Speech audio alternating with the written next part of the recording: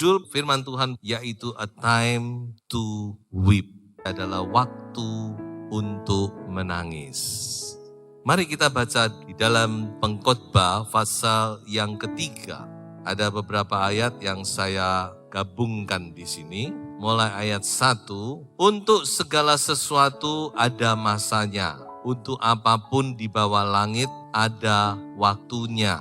Kemudian ayat 4 dikatakan ada waktu untuk menangis, ada waktu untuk tertawa. Dan ditutup ayat 11 dikatakan, Ia membuat segala sesuatu indah pada waktunya. Saya katakan bahwa 10 hari doa ini adalah a time to weep. Waktu untuk kita menangis. Waktu untuk kita meratap. Mungkin Bapak Ibu Saudara berpikir, saya ke gereja pingin senang, saya ke gereja pingin sukacita, kok dibilang saya harus menangis? Apa-apaan ini? Tidak cukupkah saudara kalau 356 hari Tuhan minta 10 hari saja untuk menangis? Saya rasa itu sudah lebih dari cukup. Kalau Tuhan minta perpuluhannya berarti saudara harus memberi 36 hari untuk menangis. Betul? Tapi Tuhan cuma minta 10 hari, di mana kita diminta untuk berdoa, bahkan kalau bisa dengan berpuasa. Doa puasa identik dengan merendahkan diri. Doa puasa identik dengan kita menangis di bawah kaki Tuhan. Tidakkah itu sudah sesuatu yang sangat murah kalau Tuhan cuma minta 10 hari untuk kita menangis di bawah kaki Tuhan? Jawab dikatakan ada waktu, semua itu ada waktu. Ada waktunya kita bersuka cita, dan kebanyakan waktu kita sudah bersuka cita di dalam Tuhan. Tetapi ada waktu dikatakan, di mana kita harus datang kepada Tuhan dengan air mata. Tentu bukan sesuatu yang dibuat-buat ini saudara-saudara ya. Jadi saudara-saudara, saya mau katakan bahwa inilah waktunya. 10 hari doa inilah waktunya untuk kita menangis di bawah kaki Tuhan. Kita izinkan Roh Kudus, pribadi yang menawan dan suci itu menjamah hati kita, menjamah hidup kita. Saya akan membawa kita untuk melihat apa alasan, mengapa ada saat-saat kita harus menangis. Tentu ada alasan yang sangat kuat. Pertama-tama kita akan membaca dulu di dalam Injil Lukas pasal 23 ayat 27 sampai ayat yang ke-30. Sejumlah besar orang mengikuti dia, di antaranya banyak perempuan yang menangisi dan meratapi dia. Sebab lihat, akan tiba masanya orang berkata, berbahagialah perempuan mandul dan yang rahimnya tidak pernah melahirkan dan yang susunya tidak pernah menyusui. Dalam perjalanannya Tuhan memikul salib ke bukit Golgota. Banyak orang menangis. Aduh, orang baik kok disalib. Orang tidak salah, orang dia menyembuhkan orang, dia menolong orang, kok diperlakukan demikian. Wah, banyak saudara-saudara tangisan yang diberikan. Tapi alangkah tidak wajarnya respon dari Yesus. Tidak wajar dalam tanda kutip. Karena apa yang diucapkan Yesus sungguh-sungguh tidak pernah disangka. Dia berkata, jangan menangisi aku, tapi tangisilah dirimu dan anak-anakmu. Lalu dia ucapkan beberapa kalimat berikutnya. Tangisilah dirimu dan anak-anakmu. Dan apa yang Tuhan Yesus katakan ini bukan sekedar retorika. Tapi Tuhan Yesus mengatakan kenyataan yang akan terjadi dan menimpa mereka yang mereka belum mengerti saat itu. Mengapa? Karena tidak lebih dari 40 tahun kemudian kota Yerusalem dihancur leburkan oleh Roma tahun 70 Masehi. Dan sekian juta orang mati disembelih. Itu yang dilihat oleh Tuhan Yesus. Makanya dia terus nyambung. Berbahagialah orang yang tidak pernah melahirkan. Karena banyak anak-anak yang jadi korban. Apakah arti ayat ini bagi kita? Sebenarnya ayat ini punya arti nubuatan bagi gereja Tuhan. Mengapa saya katakan demikian? Karena Alkitab jelas menubuatkan bahwa pada hari-hari terakhir sebelum kedatangan Tuhan yang kedua kali akan terjadi satu masa yang sangat sukar yang tidak pernah terjadi sejak dunia dijadikan. Mengapa sukar? Karena dunia akan diperintah oleh si Dajjal.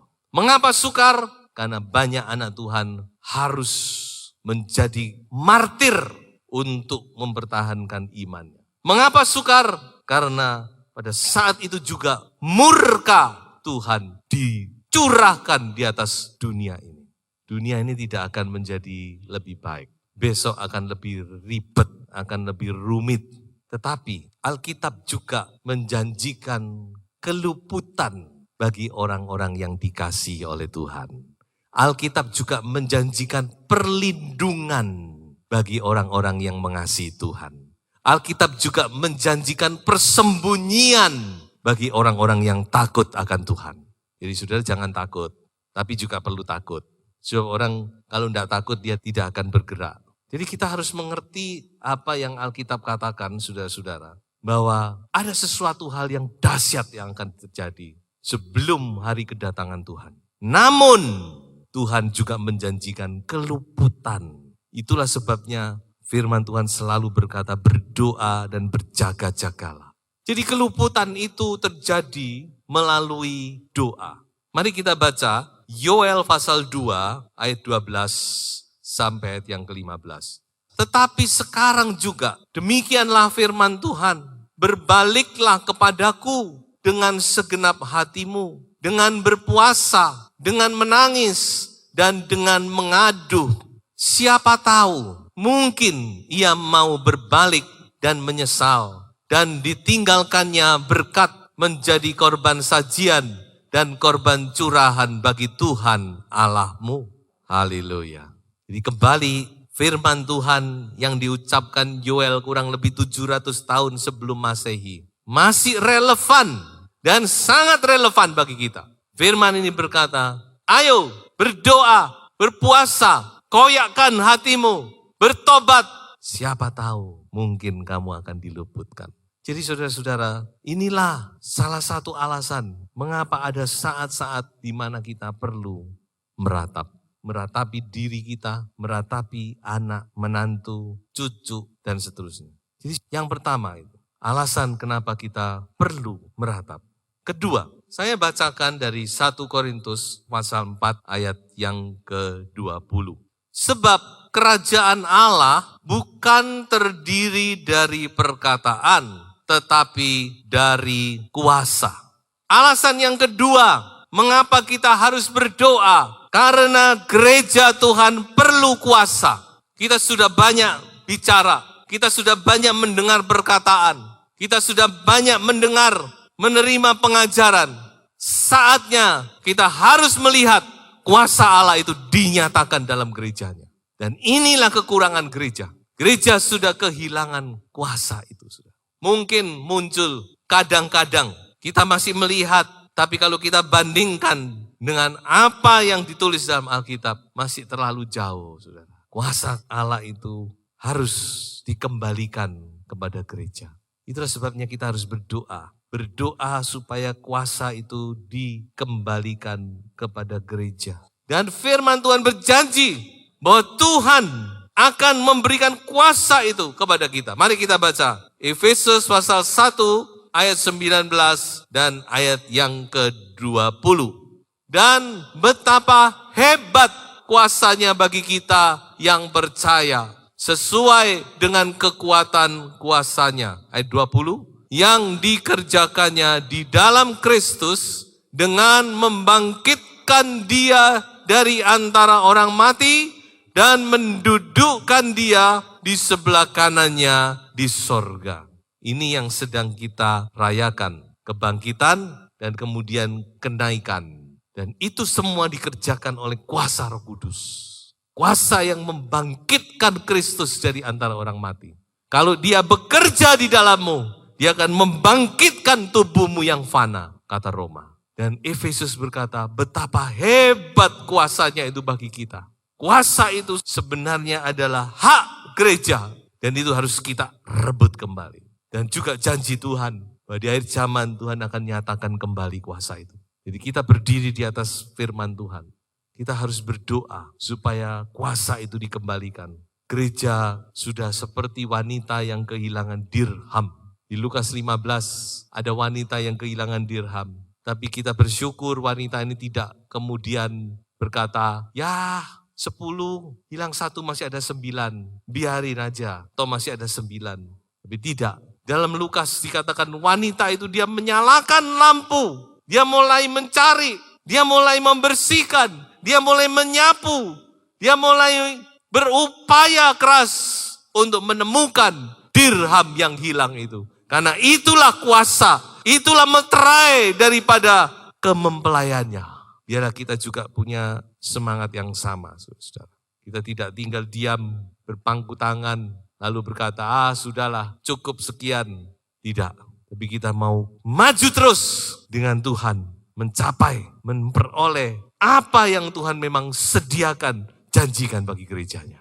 Itulah kuasa Roh Kudus. Dan alasan yang berikutnya, saudara-saudara, saya akan bawa saudara untuk mengingat kembali cerita tentang 10 anak darah di dalam Injil Matius 25 ayat 1 sampai ayat yang ke-13. Kita sudah tahu semua ceritanya, saya tidak usah baca. Kalau saudara masih belum tahu, nanti baca. Matius 25. Bagaimana dikatakan saudara-saudara bahwa minyak itu sangat penting. Yang membedakan 5 anak darah yang pandai dan 5 anak darah yang bodoh adalah yang pandai ini punya minyak reserve. Mereka punya minyak yang lebih, bukan sekedar punya, tapi lebih. Sehingga pada saatnya ketika mereka membutuhkan minyak itu, mereka punya. Sedangkan yang bodoh sudah tidak punya. Mereka pergi membeli minyak dan mereka ketinggalan.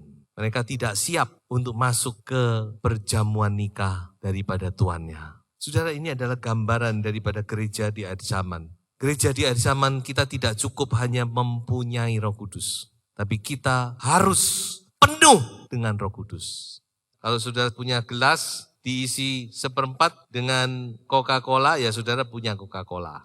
Diisi separuh punya Coca-Cola. Tapi kalau yang namanya penuh itu berarti full.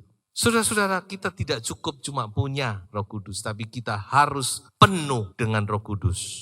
Itu yang Tuhan Yesus janjikan kepada murid-murid sebelum naik ke surga. Tunggu di Yerusalem sampai kamu diperlengkapi dengan kuasa dari tempat yang maha tinggi. Mereka sudah dihembusi Roh Kudus. Waktu Tuhan Yesus bangkit bertemu pertama kali, terimalah Roh Kudus. Punya Roh Kudus. Tapi kenapa kok Tuhan Yesus ngomong, tunggu. Jadi ada sesuatu ini. Nah, ini yang sedang kita gumuli. Ada harga, saudara. Tadi dikatakan bukan yang bodoh itu membeli minyak. Berarti ada harga. Tapi saudara jangan salah ya. Saya mau mengklarifikasi. Doa puasa itu bukan bayaran untuk kita terima Roh Kudus. Bukan.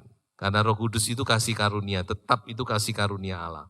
Tetapi lewat doa dan puasa kita menyatakan kesungguhan kita, menyatakan keseriusan kita, menyatakan kerinduan kita yang sungguh-sungguh bahwa kita menginginkan hal itu. Saudara, kalau perlu sesuatu, sudah ditolak, sudah tidak makan, berkata, ya sudahlah. Enggak, bukan. Kalau sudah benar-benar butuh, sudah akan berusaha. Bagaimana caranya untuk mendapatkan. Inilah kesempatan di mana kita berkumpul bersama-sama dengan doa dan disertai puasa untuk kita minta. Kita berdoa, kita mohon, kita dijamah oleh Roh Kudus. Nah, cuma tentang puasa sudah saya coba sedikit menjelaskan karena banyak yang bertanya gimana ya puasa itu harus bagaimana. Ya memang Alkitab tidak menulis, saudara puasa itu harus begini. Tapi umumnya standar puasa itu 24 jam, saudara. Jadi kalau saudara makan malam sekarang, kemudian saudara tidak makan lagi sampai besok malam. Nanti kemudian sampai besok malamnya lagi, tidak makan, tidak minum. Yaitu puasa itu standarnya itu. Jadi mari kita mau menjadi anak Tuhan yang penuh dengan Roh Kudus. Mari kita baca ayat 9, Matius 25 ayat 9. Tetapi jawab gadis-gadis yang bijaksana itu, tidak, nanti tidak cukup untuk kami dan untuk kamu. Lebih baik kamu pergi kepada penjual minyak dan beli di situ. Jadi kita melihat di sini bahwa kepenuhan Roh Kudus itu masalah pribadi. Saudara tidak bisa dompleng pada orang lain. Itu pribadi saudara dengan Tuhan. Jadi itu mari, kesempatan yang indah ini kita pakai. Saya percaya kalau saudara dengan kerinduan, Tuhan pasti akan menolong. Dan sebagai ayat terakhir, saya akan bacakan 2 ayat. Pertama, Lukas 6 ayat 21. Berbahagialah, hai kamu yang sekarang ini menangis, karena kamu akan tertawa. Mazmur 30 ayat 12. Aku yang meratap telah kau ubah menjadi orang yang menari-nari. Kain kabungku telah kau buka, pinggangku kau ikat dengan sukacita. Saudara mau menikmati kebahagiaan, mau menikmati berkat-berkat Tuhan, mau menikmati mujizat Tuhan, masuklah dalam doa dan puasa selama 10 hari ini. Tuhan memberkati saudara semua.